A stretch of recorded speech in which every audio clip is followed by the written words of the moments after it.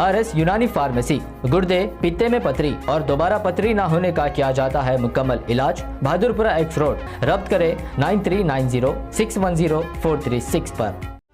Chairman A18 Telangana news Mohammad Azam Ali.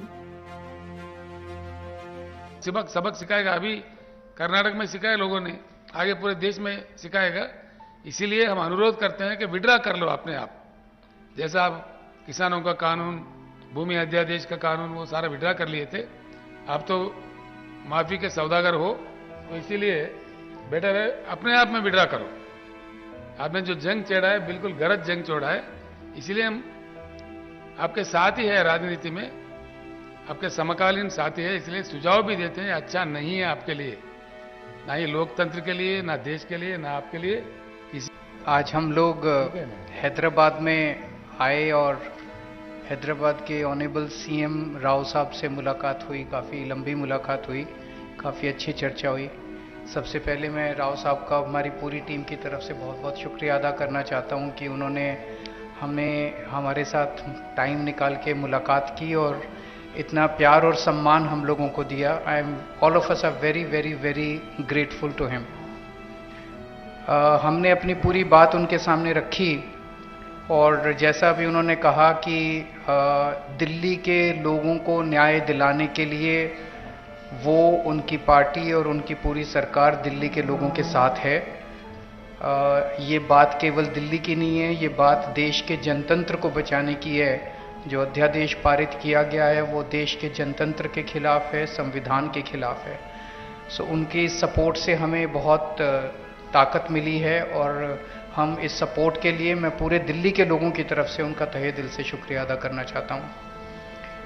हमारी सरकार दिल्ली में पहली बार जब 2015 में बनी थी, फरवरी 2015 में दिल्ली में हमारी सरकार बनी थी। फरवरी 2015 में सरकार बनी और 23 मई को, मात्र 3 महीने के बाद, मोदी सरकार ने एक नोटिफिकेशन लाके हमारी सारी पावर छीन ली 3 महीने में। तो अब ब्यूरोक्रेसी के ऊपर हमारे से पहले शीला दीक्षित जी की सरकार थी। शीला दीक्षित जी का पूरा कंट्रोल था ब्यूरोक्रेसी के ऊपर। Transfer, posting, disciplinary action, creation of new posts, so जितने सर्विस रिलेटेड मैटर्स हैं, शीला दीक्षित जी का पूरा कंट्रोल था। हमारी सरकार आने के बाद 23 मई 2015 को उन्होंने नोटिफिकेशन लाके ये सारी पावर छीन ली। तो as a chief minister of Delhi I can not even transfer post, education secretary, health secretary, deputy secretary, मैं कुछ नहीं कर सकता। वो सारी पावर छीनने के बाद 8 साल तक दिल्ली के लोगों को उन्होंने अपंग करके रखा। हम दिल्ली के लोग 8 साल तक कोर्ट दर court, high court, supreme court लड़ते रहे।